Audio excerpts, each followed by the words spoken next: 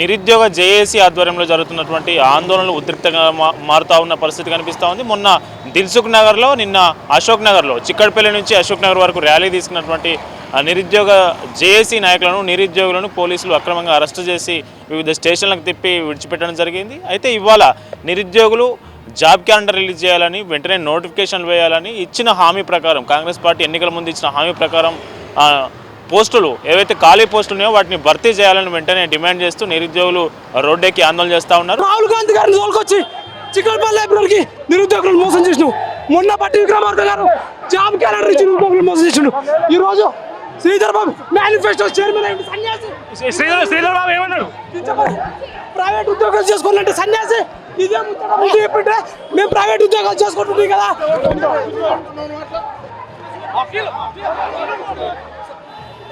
అయితే నిరుద్యోగులు చేస్తున్న ఆందోళనలకు బీజేవైఎం మద్దతు పలకడానికి చిక్కడపల్లికి చేరుకుంటారని ముందే పిలుపునివ్వడం జరిగింది. చిక్కడపల్లి లైబ్రరీ నుంచి, ఏదైతే లైబ్రరీ ఉందో లైబ్రరీ నుంచి అశోక్ నగర్ చౌరస్తా వరకు ర్యాలీ తీయబోతున్నట్లు బీజేవైఎం పిలిపించింది. ఇందుకు బీజేవైఎం రాష్ట్ర అధ్యక్షుడు గణేష్ కుండ నేతృత్వంలో పెద్ద ఎత్తున బీజేవైఎం నాయకులు ఇక్కడికి చేరుకునే ప్రయత్నం చేస్తూ ఉన్నారు. అయితే పోలీసులు మాత్రం అశోక్ నగర్, చిక్కడపల్లి మొత్తం పోలీస్ పహారాలో ఉంది. పోలీసులు ఎక్కడికక్కడ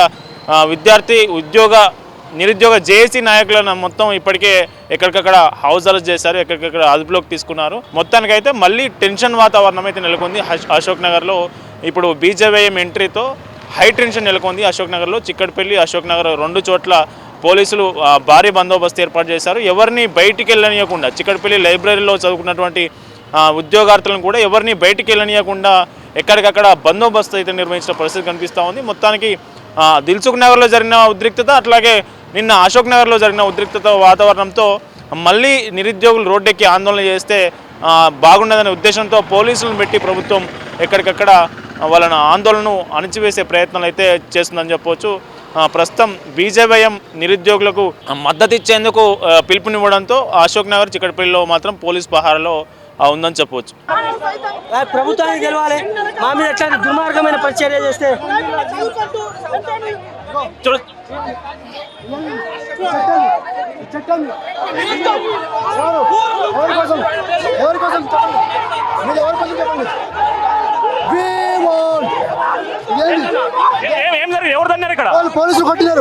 పోలీసులు కొట్టినారమ్మా. మేము తప్పు అడిగినామా? మాకు పోలీసు చెప్పాలి, శ్రీధరబాబు చెప్పాలి. పోలీసులు దారుణంగా చూడండి, ఎట్లా చూడండి.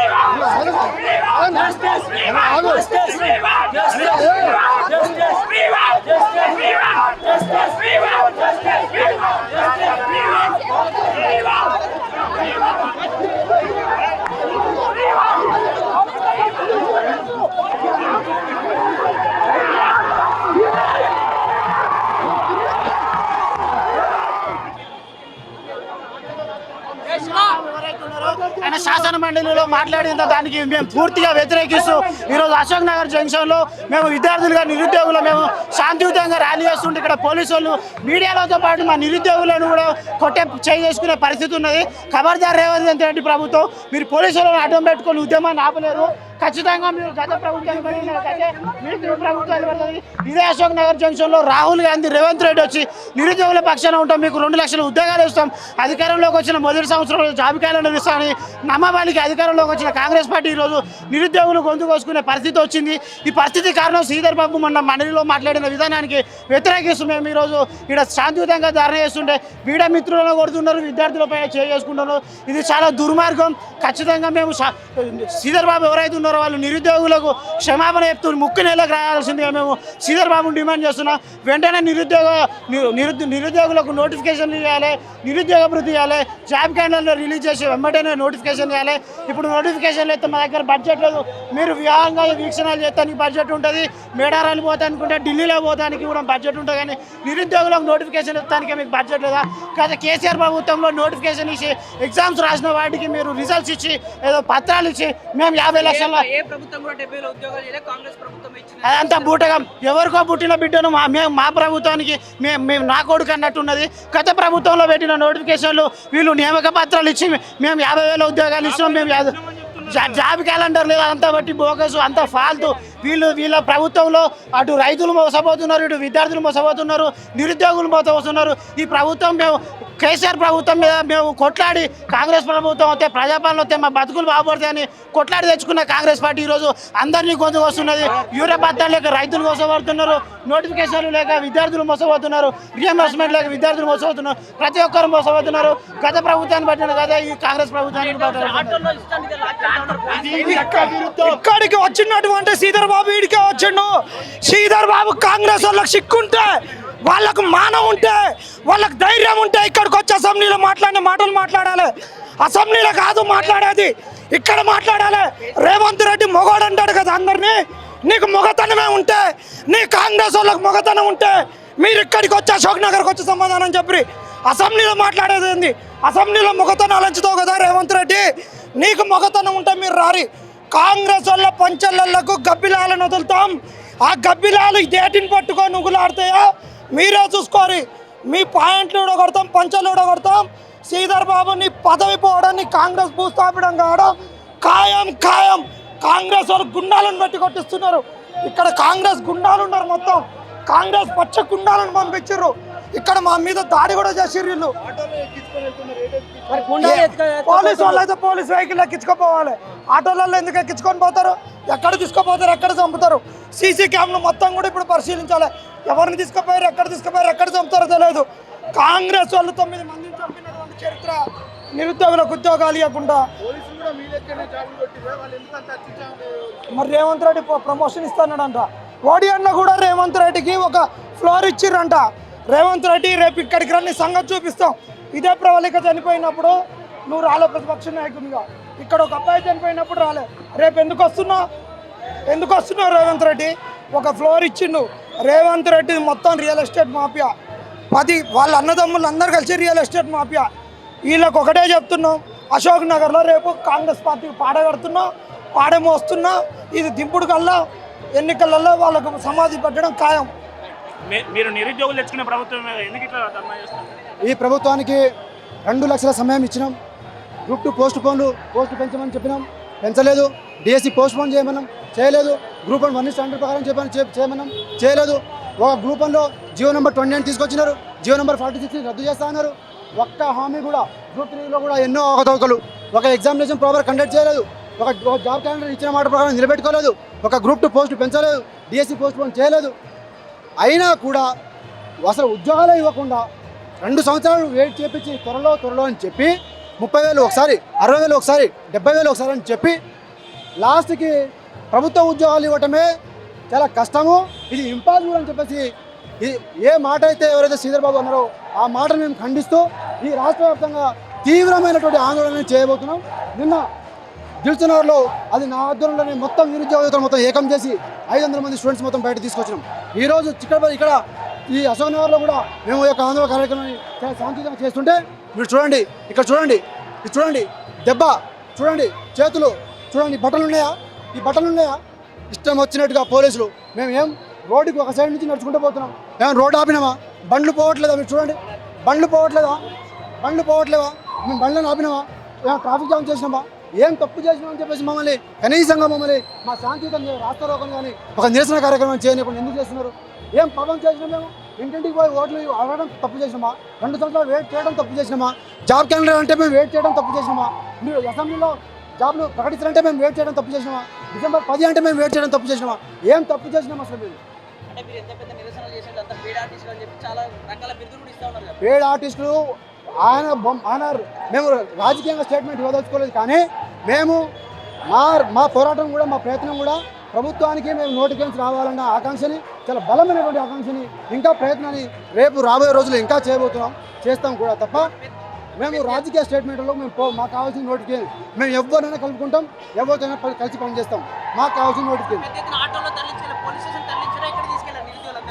ఇప్పుడా అది నేను చూడలేదు, కానీ మా నిరుద్యోగ యువతకు ఎవరికి ఏ చీమ కుట్టినా కూడా మేము అయితే ఊరుకోము. రాష్ట్రం మొత్తం ఒక్కడి మీద అక్రమ కేసు అయినా కూడా రాష్ట్రం మొత్తం బంద్ పిలిపిస్తాం. ఈ తెలంగాణలో ఇప్పుడు దాకా నిరుద్యోగులు వాళ్ళు గవర్నమెంట్ ఉద్యోగాలు నోటిఫికేషన్ ఇస్తారంటే మేము వెయిట్ చేసినాం, వాళ్ళు ఇచ్చేదని మేము లాక్కుంటాం. ఇప్పుడు మా ఉద్యమ నేపథ్యం ఉంది, మేము ఉద్యమాలు చేస్తాం.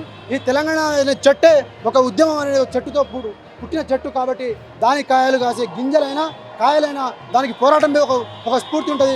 అదే స్ఫూర్తితో ఉద్యమం చేసుకుంటూ పోతాం. 3 సంవత్సరాల నుంచి ఉద్యోగాల కోసం 3 సంవత్సరాల నుంచి ప్రిపేర్ అవుతున్నాం. ఇదే కాంగ్రెస్ ప్రభుత్వం ప్రస్తుతం వచ్చింది.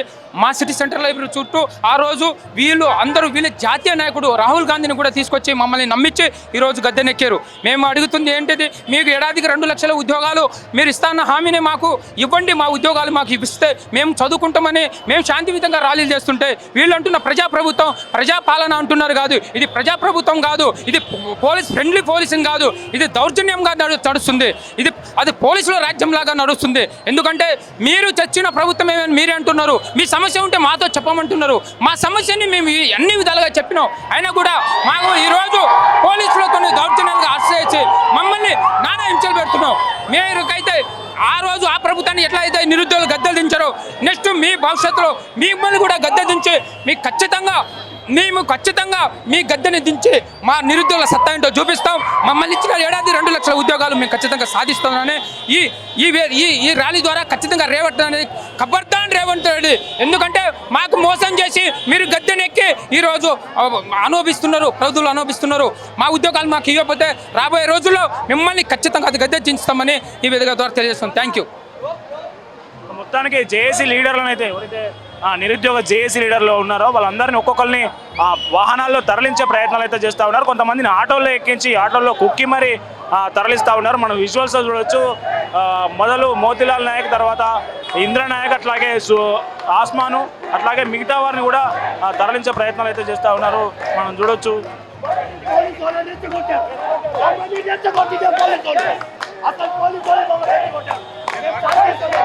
శాంతియుతంగా ధర్నా చేస్తే ఈరోజు కాంగ్రెస్ ప్రభుత్వం దెబ్బలు చూడండి. ఒక్కొక్కరి చేతుల గురించి లాగు నుంచి పశువులు అనుకుంటారా నిరుద్యోగులు అంటే? మీరు ఏమనుకుంటారు?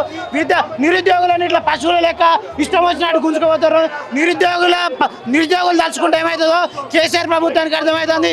ఇప్పుడు రేవంత్ రెడ్డి ప్రభుత్వానికి కూడా ఖచ్చితంగా అర్థమవుతుంది. ఇదే చౌరస్తాలో రాహుల్ గాంధీ రేవంత్ రెడ్డి వచ్చి నిరుద్యోగులకు ఇచ్చిన హామీలు ఏమైనాయి? తుంగలో తొక్కెళ్ళు. నిన్న శాసన మండలి వేదికగా శ్రీధర్ బాబు చెప్పిన మాటలను మేము నిరుద్యోగులుగా తీవ్రంగా ఖండిస్తూ ఉన్నాం. నిరుద్యోగుల జోలికి వస్తే ఖచ్చితంగా మిమ్మల్ని బొంద పెడతాం. శ్రీధర్ బాబు నువ్వు ముక్కు నేలేకి రాసి విద్యార్థులకు నిరుద్యోగులకు నువ్వు క్షమాపణ చెప్పాలి. లేదంటే ఖచ్చితంగా నేను రోడ్డుపై కూర్చోబెడతాం, నీ ఇంటిని ముట్టడిస్తాం. నీ శాసనసభకు వచ్చి కూడా మేము తీవ్రంగా హెచ్చరిస్తా ఉన్నాం. నిరుద్యోగ జేఏసీ నాయకులను ఆటోల్లో అయితే తరలించే దృశ్యాలు మనం చూస్తూ ఉన్నాం. ఆటోల్లో తరలిస్తూ ఉన్నారు. వీళ్ళను చూడొచ్చు. ఇందులో ఆటోల్లో తరలించే ప్రయత్నాలు అయితే జరుగుతూ ఉన్నాయి. ఆటోల్లో తరలించే ఉన్నారు నిరుద్యోగులను అక్రమంగా. ఈ వైపులో వచ్చే ఏ ఆటోలు కానీ ఆటోల్లో తరలించే ప్రయత్నాలు అయితే జరుగుతూ ఉన్నాయి. చూడొచ్చు, బలవంతంగా వాళ్ళని తీసుకెళ్తా ఉన్నారు.